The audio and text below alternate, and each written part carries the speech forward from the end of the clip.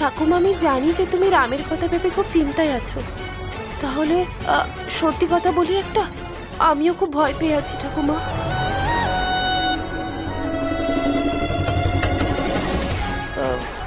ওই শ্যাম আজকে চিকির জন্যই রামের ওপর অ্যাটাক করেছিল না? আর যদি ও আবার ফিরে এসে রামের সাথে কিছু করে তাহলে?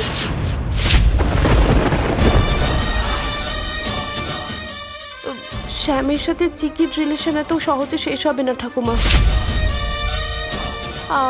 চিকি তো রামকে পেয়ে শ্যামকে ছেড়ে দিল, তাহলে শ্যাম সে কিন্তু ছাড়বে না রামকে।